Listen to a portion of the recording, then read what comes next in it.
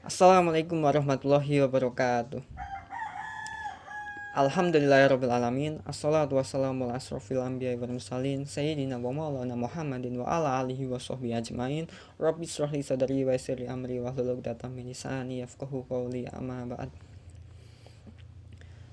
All praises to Allah Subhanahu wa taala, the Lord of the world, the master and the creator of everything in the universe, the destroyer of all oppressors and the home of all oppressed, for enabling us to meet together in this simple but peaceful place.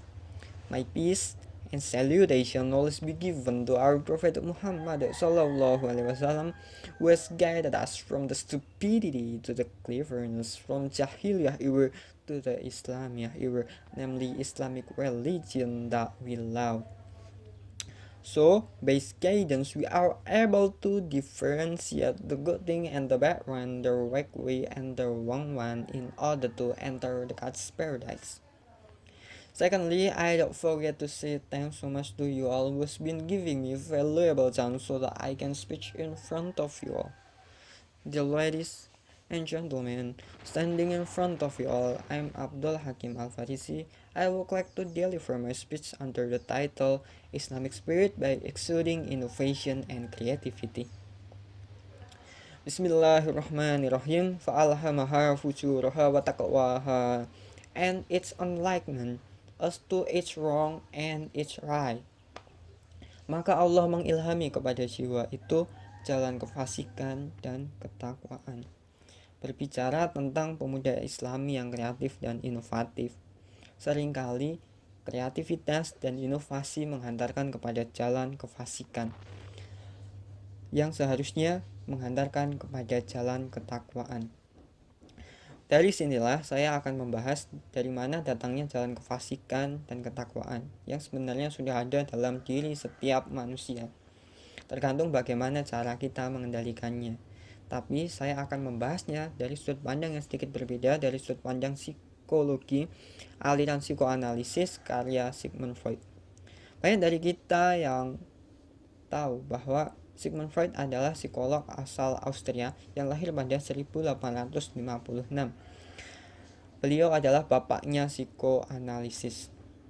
Dalam psikoanalisis ini percaya bahwa semua tindakan, perkataan, perbuatan yang kita alami tidak akan lepas dari hal-hal yang tidak kita sadari atau yang sering kita sebut dengan alam bawah sadar. Di dalam alam bawah sadar ini terdapat 3 komponen yang akan menentukan apa hal yang kita pilih. Yang pertama adalah id. Id adalah nafsu. Id adalah hal yang mendorong kita untuk melakukan segalanya supaya memenuhi kebutuhan kita. Contohnya kita lapar, kita akan didorong oleh id untuk melakukan hal-hal apapun, mencuri, mengambil hak orang lain untuk memuaskan rasa lapar kita. Yang kedua adalah super ego. Super ego ini adalah aturan, nilai, dan norma, dimana ketika itu tidak memandang nilai dan norma, super ego ini adalah nilai dan norma itu sendiri. Dan yang ketiga adalah ego. Ego adalah satu-satunya komponen yang bisa kita kendalikan. Ego adalah jembatan antara id dan super ego. Hubungan ketiga komponen ini seperti hubungan seseorang yang mengendarai kuda, dimana id adalah seekor kuda, super ego adalah lintasan kuda, dan ego adalah diri kita yang mengendarai kuda.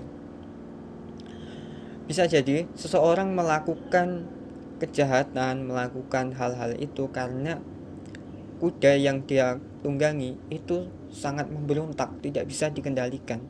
Atau juga bisa karena lintasan yang rusak. Lintasan yang rusak ini bisa pagarnya tidak ada, sehingga kita tidak tahu harus mengarah kepada jalan yang kanan atau yang kiri. Atau bisa jadi yang ketiga adalah penunggang kudanya yang belum terlatih. Dari 3 hal ini, hal yang bisa kita lakukan untuk mengendalikannya adalah yang pertama dengan kenali hal-hal apa yang terjadi di masa kecil kita. Seumpamanya di masa kecil kita mendapat kekerasan verbal, maka kita kenali, oh ternyata dulu waktu saya kecil saya mendapat kekerasan verbal. Dari hal yang kita kenali itu mungkin tidak akan menyelesaikan semua masalah yang kita alami, tapi setidaknya defense mekanisme kita akan tumbuh, bahwa oh dulu saya terkena kekerasan verbal, saya tidak boleh melakukannya kepada orang lain. Defense mekanisme kita akan bekerja untuk melindungi kita.